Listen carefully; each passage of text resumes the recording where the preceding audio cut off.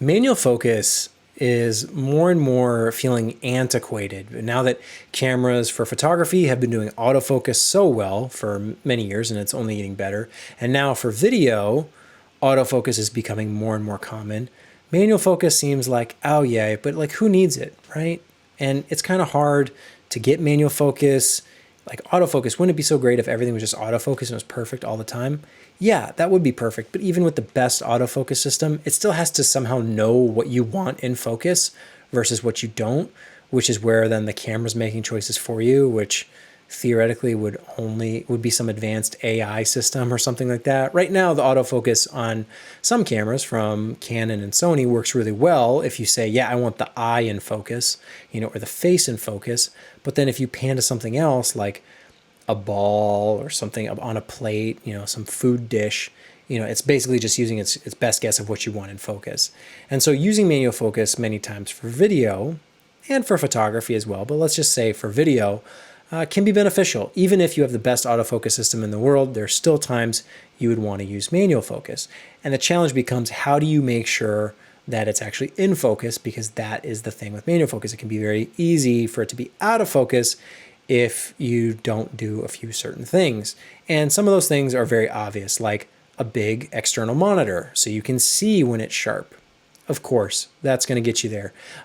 Zooming in, like double tap to zoom in, and so you can see, magnify and get your focus that way. Of course, also very beneficial. But oftentimes you might be in a situation where you don't have an external monitor to use, and maybe you have a camera where during recording you can't punch in to view if it's actually in focus. These are situations where it can be very hard to tell if a shot is in focus. You could rely on tools like peaking in camera to show you and kind of highlight the stuff that is in focus. And usually these things work well if you have a shallow depth of field and kind of a longer lens. So if you're shooting with anything like a 50 or higher, it can be very easy for the camera to tell what's in focus. But if you have a very wide focal length and maybe a slightly deeper depth of field, sometimes it can get confused and think even stuff in the background is in focus, or it's going to say your subject's in focus, but you're actually focused behind them. So I tend to stay away from peaking, honestly, because I'd rather trust my own eyes than some colored dots on a screen telling me that it's in focus. I will use it from time to time, but many times I just have it turned off. So how do you get better manual focus, or how do you at least know that something is in focus manually when you have all these limitations? Obviously go with the tools if you can afford them, as far as external monitors and cameras that can punch in while you're filming. But if you can't do all that, then what do you do? What I do, and the way I like to do it, is if anytime you're manually focusing and you're zoomed in, punched in, you can see that there's kind of like an equilibrium balance between like your near focus and your far focus, where it's like going out of focus, and the focal point is usually right in between those. So if you focus behind, forward, behind, back and forth a lot, you can kind of find that resting point in between where the eyeball or the cupcake or whatever it is actually in focus, just by knowing the extreme ends. So obviously out of focus one way, obviously out of focus the other way. Finding that midpoint in between the two is typically where that subject is going to be in focus. And that's a really nice way just to test really quick, is just throw it to kind of the extremes back and forth really quick and a few times. And I almost always will do that. Like I'll go extreme past the subject, extreme close, and then kind of ease my way slowly narrowing in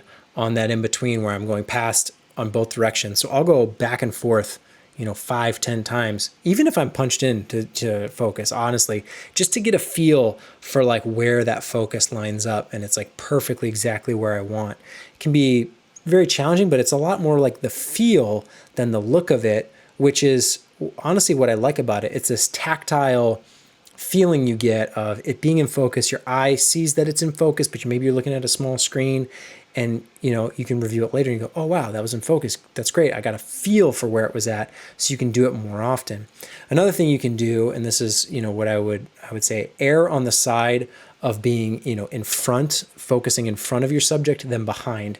It can be really, it's more obvious that something is out of focus when like the ears are in focus and the eyes are soft. Whereas if you're focused maybe right in front of the face, maybe nothing is super sharp. So it just looks like kind of like a softened image, and there's nothing that's like razor sharp anywhere. If you're behind your subject, it's much more of a telltale sign that, oh, it's out of focus, because I can clearly see the ears or I can see the back of the hair, but the eyes are soft, and it immediately screams out of focus. So whenever you are doing manual focus and you're concerned about, which side, or am I sure, am I in focus? I would say err towards like the front of your subject, your near focus, because that's almost always going to give you, if you are in focus, it's going to give you better results. And if you are slightly, a little bit off, it's going to be less noticeable, more likely, just by the way, focus falls off as you travel away from your focal point.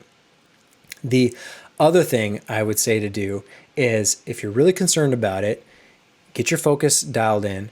And then if you're doing photography, often what you can do is take a burst of photos as you're moving closer or further away from your subject. If you have a manual focus lens, let's say, and you're worried about nailing your focus while you're taking some photos, put it where you think it's at and burst, and just move slightly. We know these focal planes, typically you're probably shooting pretty shallow.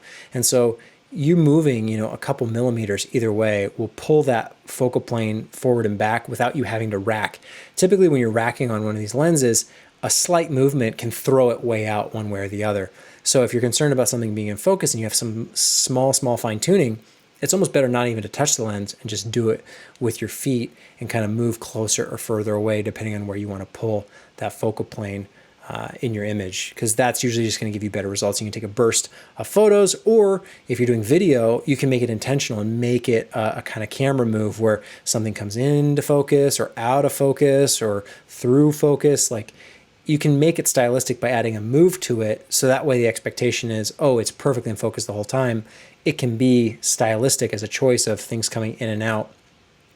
And typically I like to do that more often than I like to rack focus between, one object and then racking to another. Typically I like to pull my focus just with moving the camera through space. It's set, focal distance, and then I'm just pulling it, back or forth through space. And that's typically how I like to do it. So when you are doing manual focus, like, don't feel the need like, oh, you have to have some camera that has to do amazing autofocus because manual focus is just impossible. It's not. I think it's actually kind of beneficial in a lot of ways because you can choose exactly what you want in focus and you're not relying on the camera to get it right for you. And it provides some fun stylistic things that you can do where, you're not always tracking something or, everything's always perfectly in focus. You can have fun with it and play with it creatively, as well as making sure that it is in focus when you need it to be. Of course, you have things like external monitors and, punch-ins when you're magnify when you're recording. All that stuff is great. And of course you have an autofocus camera. That's really nice as well. But don't forget that like manual focus is a very functional tool, and there's a few key things you can do to make sure that your footage looks sharp, even if it isn't always perfectly sharp. But sometimes that can be a nice characteristic as well. The nice manual nature of, slowly ramping or focusing when you're doing rack focusing. Like, as a human, you have far more artistic control over it than camera software that's going to just basically ramp up and out at, kind of more technically perfect speeds, where by hand you can do it a lot more artistically and still have it be in focus, which is at the end of the day what we all want. We don't want blurry images. We don't want blurry footage. So making sure it's in focus is really important, and you can definitely do it with manual focus.